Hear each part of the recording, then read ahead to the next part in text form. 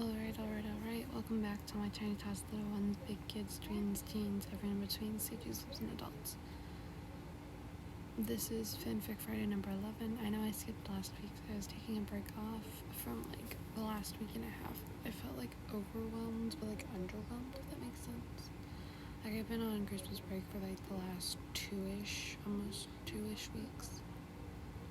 And I just really didn't have any ideas, and everything was just kind of going it was just going downhill. So I'm kind of glad I took that break. It gave me a lot of time to just yeah, I don't know, it felt really lonely though, because I kind of missed making videos. And as y'all maybe saw from my community post, I did end up adding another book to this DSMP one-shot series. That's only because I'm at, I think, I'll actually have to look. I think it's 84 chapters on this specific doc, and it's glitching so bad. And it's literally glitching so bad. It takes forever to load. 85 chapters, 85 chapters, y'all, and it literally glitches so bad. It's great though, it's great. Anyway, so today we'll be reading chapters 20, 21, 22, and 23. And I'm considering making a Wattpad. I have an AO3 account. It's called Pixie Rainstorms. Pixied Rainstorms. No spaces. And I think everything's lowercase, but the P in Pixied, that first part, might be capitalized. I don't know. But I have 2 works there with my first DSMP Agere book, although it's 10 chapters out of date. Actually 13, but we don't talk about that. It says 13 chapters out of date, and then my Encanto little space reader X character one. I'm working on a 3rd chapter. I just had really bad writer's block, and then I kind of forgot about it. So I'm still working on that. But if y'all have any ideas or any requests you'd like to ask for, feel free to ask them in the comments, and I will gladly write them up for you. Without further ado, let's get into the video. In Chapter 20, CG Technoblade, little awesome dude. Techno crept up to the side of the prison wall. He had one goal in mind, freeing Dream. He broke the necessary blocks and slipped into the prison undetected. He quickly found the Creeper Hybrid standing at the front desk, staring straight ahead. He seemed to be in a bit of a daze. Techno felt something pull at his heartstrings. Why was Sam reminding him of his brothers? Eki, a voice called, breaking Techno out of his thoughts. He quickly looked up. It was Sam, the Creeper Hybrid's thumb resting in his mouth as he reached out for Techno with his free hand. Techno dropped his scary aura and replaced it quickly as he slowly walked over to the little, not wanting to scare the boy. Hey Bubs, Techno said quietly. What's a little boy like you doing here in such a big place and all on your own? Looking, Sam Dude responded, words slurred around his thumb. Techno nods thoughtfully as he looks around. He should bring Sam somewhere else. This isn't a place for littles. He walks closer to the Creeper Hybrid's desk, kneeling down in front of the boy. Do you have someone who looks after you? He asks. He gets a shrug in response before a nod of the head. Techno smiles, relieved. Who, kiddo? Sam Dude says, pointing to himself. You look after yourself? Techno asks, and Sam nods. Well, that just won't do. You're far too little to be looking after yourself, kiddo. Sam pats a bit. Oi. Techno chuckles a bit. Well, I'm sorry to break it to you, kiddo, but big kids don't get piggyback rides. Sam pats more, arms crossed over his chest, his thumb finding its way back into his mouth. Alright, I'm sorry. I was only teasing, kiddo. I know you're a big boy. Techno answers, turning so his back is facing Little. Climb on. Sam Dude giggles a bit, climbing onto Techno's back and resting his head on the other shoulder. Techno smiles. Rest well, kiddo. He remembers beginning his long walk to his home where he would look after Little. Night-night, Appa, Sam mumbles half asleep. Techno feels warmth spread throughout his entire body as his smile widens. I admit this next chapter is just kind of a really bad chapter that I really badly wrote. It was probably early last summer that I wrote this. I don't actually know. It was a moment. It was an in the moment thing, and it just came out really bad, and I haven't fixed it because I don't have any ideas for it. Chapter 21, Memory Game. CG Ghost Bear, Little Rambo. I feel like there's an actual duo name for them. I don't know. Oh yeah, that reminds me. If y'all know the duo with Carl and Dream in it, could y'all leave it in the comments? Because that'd be so helpful. I had an idea and I just for like a chapter and I couldn't think of a duo name. While Rainbow was staying with Phil's and Techno, Ghost for his CG visited him often, filling him in on events that were happened as he stayed away, needing a break from everything and everyone. So kind of with that sentence there, and like with Ghostbur still filling him in, Ghostbur doesn't really pay attention to the bad things. He's just focusing on the good. So he's bringing Rambo good news, even though Rambo knows there's like bad stuff going on as well. On one of these particular events, Ghostbur floated through the front door as he usually did. He saw a few of Rambo's toys laying abandoned by the front door, almost as if he had been waiting for his caregiver to hopefully show up. Ghostbur smiled at the thought before floating further into the house. He made his way into the living room and noticed an empty sippy cup sitting on the coffee table. He chuckled lightly to himself and moved on, finding no sight of the little yet.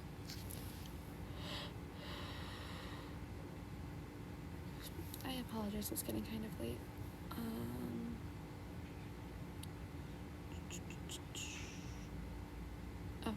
He floated up the stairs, hearing soft babbles down the hall as he continued on. He stopped outside of Rambo's bedroom door. He couldn't exactly knock as his hand would go straight through the door. Instead, he floated through the door, covering his eyes as he usually did. "Little one," he called out, eyes still covered. He heard Rambo giggle, then felt a light tug on his sweater as he sensed the little's presence in front of him. Ghostbur uncovered his eyes and smiled as he saw the little's presence in front of him. Oh, oops, sorry. I just backed up a whole to being a paragraph. Ghostbur uncovered his eyes and smiled as he saw the little standing before him in his dark blue galaxy-patterned hoodie. He giggled, his matching passy hanging from his lips a bit. Ghostbur scooped the little up with ease and walked over to his bed, sitting down with the Enderman hybrid. "What sound does a cow make?" Ghostbur asked. "Moo," Rambo chirped back, smiling. "That's right, what a smart boy you are," Ghostbur responded. "How about a kitty?" "Meow," Rambo answered, smiling and giggling. Ghostbur smiled and nodded. This continued on with different animals, farm ones and more exotic ones, such as jungle animals. Ghostbur noticed the little one in his lap, falling asleep as his head would slowly dip down until it would snap back up and his eyes would open again. Ghostbur smiled lightly, repositioning himself and his little into a more comfortable position. "Papa, stay?" Rambo half whined out tiredly. Ghostbur smiled. "Of course I'll stay, too. Or, of course I'll stay, Boo. Baba's not leaving you anytime soon." Rambo smiled and snuggled further into Ghostbur as they repositioned the blankets around the little to make sure he was comfortable enough. "Sleep well, little one," Ghostbur murmured, kissing the top of Rambo's head. "Baba loves you." This next one is a bit long, but so Foolish and Dream are littles, and Aussie Dude and Captain Puffy are the CGs, but it doesn't really say that because I have to fix the title. Though let's take so in this AU it's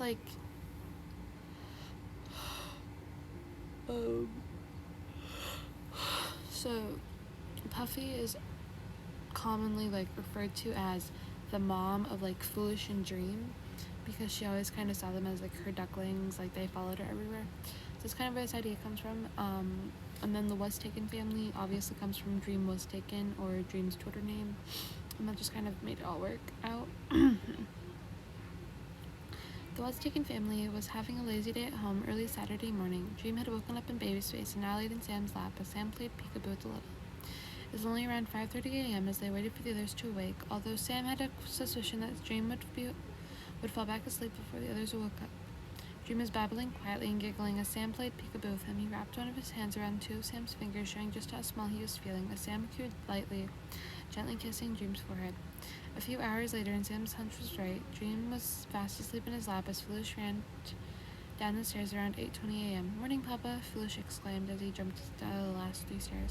"Good morning, kiddo. Try and stay quiet, please. Your mom and little brother are still sleeping." Sam lightly scolds the younger. Foolish pouts a bit but nods, his thumbnail rubbing against his bottom lip in thought.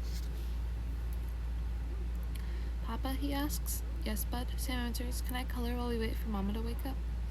Foolish requests slightly. "Sure, kiddo. Can you take Dream for a second and I'll grab your coloring stuff down?" Sam asks. Foolish nods and walks over to the two of them, carefully picking up his little brother and taking him back upstairs to tuck him in properly. Sam stretches a bit as he gets up before heading into the dining area.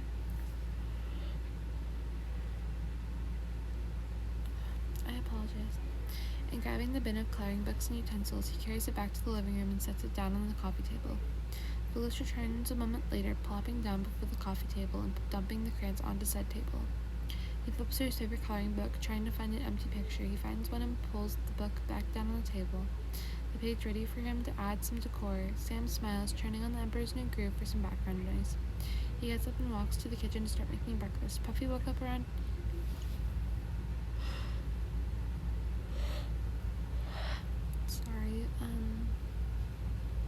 Puffy woke up around half an hour later to the scent of freshly brewed coffee. She sat up and stretched, yawning a bit as she pulled herself out of bed. She made her way downstairs, stopping in the living room to admire the little picture as he worked on it.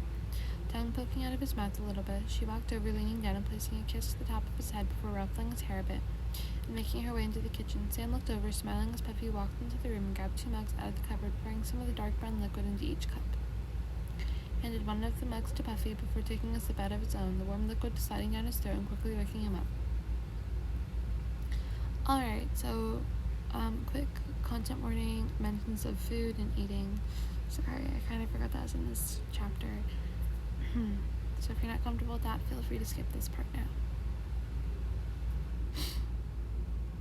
Alright, so for breakfast today we have waffles, eggs, and sausage. Sam said, his voice raised slightly so that Foolish could hear him from the living room. Not even a moment later, the little toddled into the room, hugging Puffy around the legs as he slid to the floor. Mama! Foolish cried happily, a wide grin spreading across his face. Hey, Prince, have you been behaving for your papa? She asks. Foolish nods, smiling wide. Puffy looks up to Sam for confirmation. He nods and she smiles, picking the boy up. Can have breakfast? Foolish asks quietly. Hungry. Sam smiled and nodded, dishing Foolish out a plate of food before handing it off to Puffy. She took it and walked with the plate and Foolish over the dining room table. She placed the plate down on the tabletop, then placed Foolish into a chair. Can I leave you to eat on your own, kiddo? She asked, crouching down a bit. Foolish nods vigorously. Alright, don't hurt yourself, kiddo. She gently cups his face in her hands and kisses his forehead. She then stands back up and walks upstairs. As she got further up, she could hear soft whimpering. She felt the pang of worry as she rushed a little bit now. Once upstairs, she went into James' nursery, finding the little awake and lying on his back, thumb in his mouth as he whimpered, tear streaks still visible on his face. Puffy could softly, scooping the little up.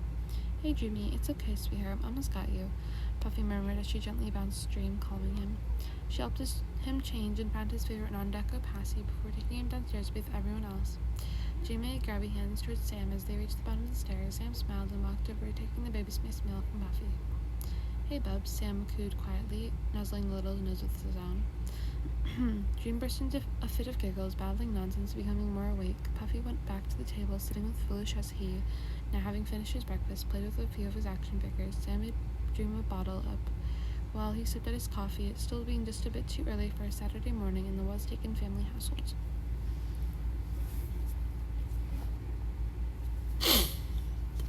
In this next chapter, there's a bit of a talk about, nightmares. So, but it's not like an actual talk, it's just, mentions that Fundy has nightmares. That's like it.